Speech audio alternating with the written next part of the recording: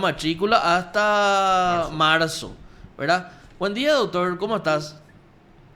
Buen día, Marco. Ah, No sé quién más está con ustedes ahí. Mauricio, a esta altura, Mauricio. definitivamente una condecoración esa suspensión a tu matrícula, ¿eh? Así como lo había dicho en la declaración del día creo, 25 de octubre, Sí. cuando ustedes, les hablé yo a ustedes en este mismo programa y les había hablado de la situación que se encontraban, investigaciones que yo había hecho al respecto de los fraudes de la quiebra de los bancos, de cuestiones patrimoniales vinculadas a Antonio Fretes. Y bueno, y que la osadía de haber conseguido la quiebra de su hijo me valió esta condecoración que hoy día ya gana la calle con una serie de denuncias sumamente graves sobre la existencia de situaciones inexplicables para el ministro comerciante. Tremendo todo lo que está saliendo a la luz. Y estamos hablando con Mauricio también, antes de entrar en el tema específico por el que te llamamos. ¿Cómo le ganás a los hijos de los ministros que trabajan en la profesión? ¿Cómo le ganás, por ejemplo, al hijo ahora de Mónica Seifert? Imagínate si llega a ser fiscal general. ¿Cómo uno hace? ¿Cómo un abogado común y silvestre hace para ganar esta estructura? ¿Cómo hacemos para ganarle a esa estructura? O sea, qué tremendo, qué tremenda es la situación para los abogados que trabajan en la profesión, doctor. Todo está en la ley, todo está en la Constitución nacional. Acá el problema es que la Constitución y la ley están en manos de maleantes, de delincuentes. Este es el problema. Y no existe ningún tipo de contención ética para nada. Ujú. Entonces, si una persona es ministro de la Corte Suprema de Justicia, es obvio que toda su familia debe apartarse de todo tipo de litigios, porque eso atenta contra el Estado de Derecho, atenta contra el principio básico de la defensa del juicio. Entonces, ningún ministro de la Corte Suprema de Justicia puede tener ningún familiar vinculado a pleito judicial, ni directa ni indirectamente. Y esto es algo que no resiste el menor análisis. Antonio Fretes, siendo yo todavía abogado de la empresa que le mandó a su hijo y pidió la quiebra, dijo, rechazó con aval de la Corte Suprema de Justicia, de su sala, que yo no era parte, porque el crédito no era mío. Imagínense ustedes, si el mismo toma mi caso, rechaza su reputación, en algunos casos él mismo rechaza su propia reputación, hasta que la empresa me cedió y yo a título personal me convertí en acreedor de Amílcar Alfredo Fretes el Quebrado. Pero estamos hablando de una maquinaria mafiosa que no hay problema que eso esté en la calle. El problema es cuando la mafia está en el Poder Judicial y en la Corte Suprema de Justicia. Ese es el problema del Paraguay. Ese es el único problema que tiene el Paraguay.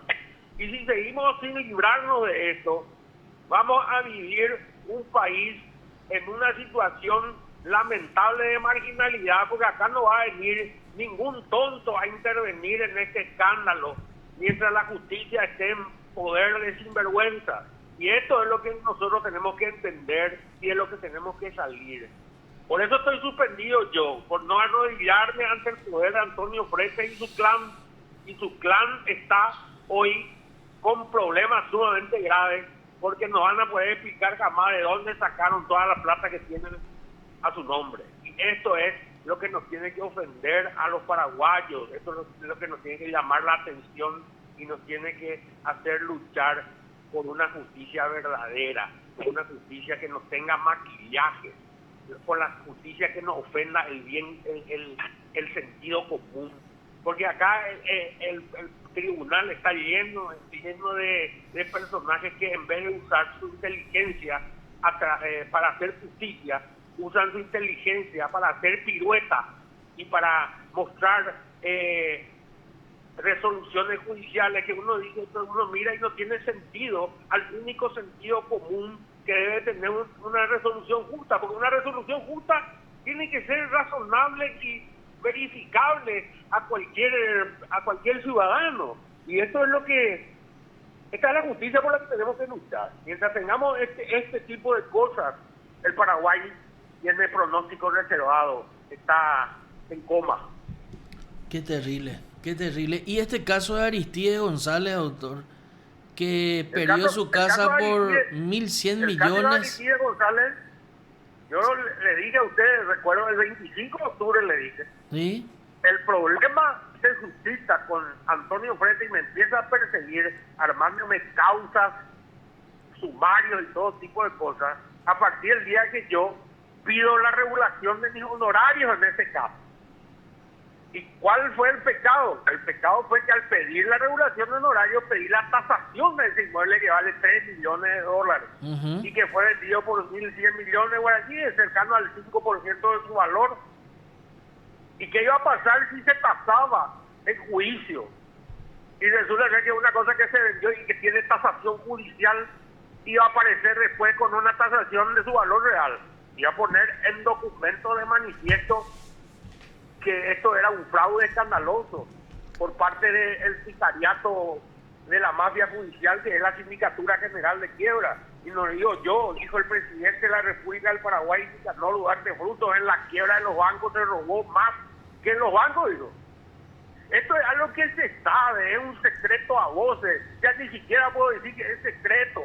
Esto sabe todo el Paraguay, este bandidaje que existe en la Sindicatura de Quiebra, donde los ministros de la Corte Suprema de Justicia han creído durante años que los bienes de los quebrados son de su propiedad y que tienen que ir a terminar a sus testaferros, a sus pendejas, a sus chongos o a empresas a las que finalmente van a ir a parar después de pasar un tiempo en el sueño de los testaferros.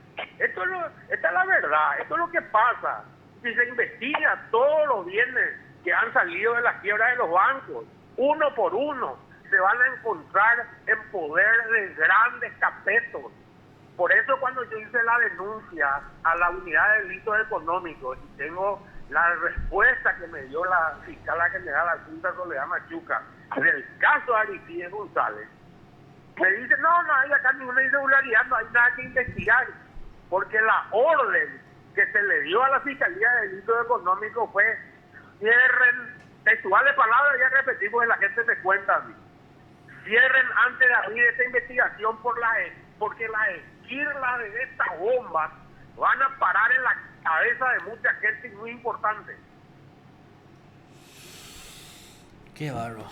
Y decía hasta cándidamente el señor Aristide, ¿por qué pero no me dijeron que iban a vender por 1.100 millones? Así yo ponía esa plata. Pero en realidad... Él ofreció por escrito para recuperar su casa, que había sido víctima de una estafa, una casa que él... En realidad, doctor, sabemos o se conoce, como vos bien decís, y se presume que no fue solamente 1.100 millones, que fue un poco mucho más, ¿verdad? Porque algún vuelto pues le tiene que llegar a alguien también. Claro. Entonces... Claro que cuando es para beneficiar a un ministro de la Corte, va por ese precio a un testaferro por un tiempo y después van a las empresas relacionadas con claro. Doctor, ¿y esta casa a nombre de quién está actualmente? ¿Vos conocés eso o...? Sí, está a nombre de una empresa que se llama Importadora Roma S.A. Importadora Roma S.A. Bueno, hay que investigar un poco de esa importadora, ¿verdad? Porque ahora, yo le voy a pasar la denuncia en un PDF ahora a la producción, la denuncia que hice a la Fiscalía de Delitos Económicos este año y la respuesta que recibí de la fiscal general adjunta Soledad Machuca. Sí. Sí, doctor, y para concluir, ¿no se llegó a tasar la casa? No, jamás. Y claro. Dijeron que se tenía que regular mi honorario por el valor fiscal. Entonces el artículo 26 de la ley 1366/88 quedó en letra muerta, ¿verdad? Pero como tampoco acepté eso, entonces creo que el expediente se robó, se perdió y se hizo desaparecer. Mira un poco. Incluso nos decía el señor Aristides, el valor fiscal es de 4.000 millones. O sea, increíblemente hasta superó el valor fiscal. Porque realmente los remates como base, para comenzar a hablar, se tiene en cuenta el valor fiscal. En este caso no se tuvo en cuenta absolutamente nada. No, venta directa, pues. Sí, exactamente. Sí, venta La quiebra directa. vendió en forma directa a importadora Roma a un precio al que él, para recuperar su casa, que todo el mundo sabía que era de él, se le negó. Incluso creo que él llegó a ofrecer más que eso, 1.200 creo que lo ofreció. Qué terrible, qué terrible. Doctor, vamos a seguir en comunicación y bueno, creo que se empezó a destapar la olla. Acá hay una olla que ya no se va a poder volver a tapar. Hay tufo de unas zanzadas y tragadas asquerosas que se hicieron. Y acá lo más importante que tenemos que saber es que el Estado paraguayo es acreedor único en algunos casos y privilegiado en todos de las quiebras de los bancos, porque devolvieron la plata a los ahorristas. Y entonces el perjudicado final es el Estado paraguayo. Claro, claro. Porque esas propiedades de la quiebra de los bancos, en vez de ir a parar a los bolsillos de los capetos del Poder Judicial, tenía que ir a parar al Estado paraguayo, que después tiene que estar alquilando casas y tiene que estar comprando propiedades, cuando la cantidad de bienes que se le podía entregar de la quiebra de los bancos podía haber ido a parar al patrimonio del Estado para disminuir las pérdidas a las que tenemos que pagar todos. Claro, porque eso es lo que tenemos que explicar bien y estábamos hablando con Mauricio antes de hablar contigo. Acá el Estado paraguayo fue a salvar a los ahorristas en blanco, ¿verdad? Claro. Y les devolvió gran parte de su dinero y compañía. Y por eso el Estado se quedó con estas propiedades, que al final estas propiedades fueron regaladas en venta directa a grandes personajes, ¿verdad? Y entonces el Estado paraguayo ni recuperó y no se quedó con esos bienes para, como vos decís, usar por lo menos para su sede, y en vez de estar alquilando un montón de casas. Incluso hay algunos locales, algunos edificios del centro que salieron de la quiebra y ahora están siendo alquiladas por el Estado paraguayo. Una O sea, beneficencia. es una locura.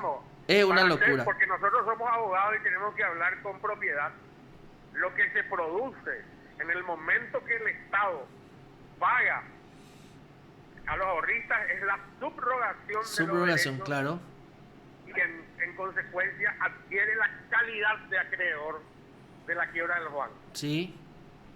Acreencia privilegiada por ser del Estado paraguayo. Así que estos robos son robos al pueblo paraguayo. Doctor, hace poco, o sea, en realidad no hace poco, hace ya, al comienzo de año nosotros publicamos que la Sindicatura General de Quiebra compró el local donde está actualmente y no lo hizo conforme a lo estipulado por contrataciones, porque supuestamente adquirió una obra de arte. Ese local ellos catalogaron como una obra de arte, entonces pasaron todo por encima de los circuitos de contrataciones. Ahora mismo hay un sumario, después de muchísimo insistir PDS con relación a esto, hay un sumario en contrataciones públicas. Esperemos que el jefe de contrataciones públicas se dé cuenta que los hilos se están soltando y que tiene que hacer bien su trabajo, ¿verdad? Imagínate lo que es. O sea, no vamos a cumplir con los requisitos de contrataciones públicas porque esta casa para nosotros es una obra de arte. Eso es realmente ilógico, ¿verdad? Ilógico, irreal y digno de una película, no sé, que de terror para nosotros los ciudadanos. Hay gente en este país que es inmune a la ley y es impune a todo. ¿Quién es el síndico general de quiebra? Felipe Huerta, que hace poco fue confirmado en su cargo y la terna enviada por el Consejo fue de un solo hombre, o sea, Felipe Huerta. Para que nadie le cuestione. Una pregunta. ¿Qué cargo ejerció históricamente anteriormente el señor síndico general de quiebra? Y sí, él fue el síndico. ¿O qué fue? No, antes. No, ¿qué fue? No, y contar un poco. Administrador de la universidad en el decanato de Fretes. Ah, mira un poco, che. Bueno, sigan investigando que hay mucha tela que cortar acá.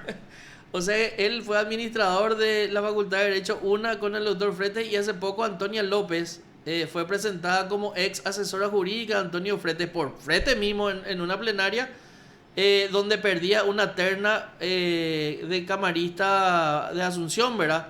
y decía, pero ella fue lastimosamente mi asesora jurídica, y el cuestionamiento de Ramírez Candia con relación a Antonia López era la siguiente: acaba de retasar unos honorarios de $800 a $4 millones. Eso porque no es algo ya objetivamente relevante para no elegirla, decían, y se empezaron a discutir, y Frente decía, con el dolor del alma, y está la grabación ahí, y bueno, ella fue mi asesora jurídica en la Facultad de Derecho.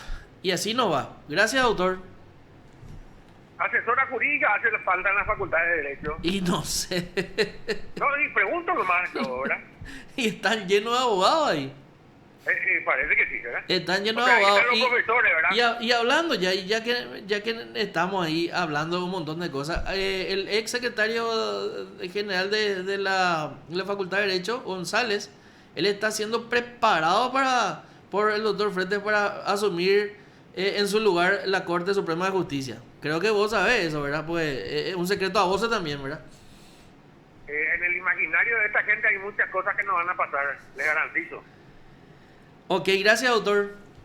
Un saludo a la audiencia, muchas gracias. Lo escuchaste aquí en PDS.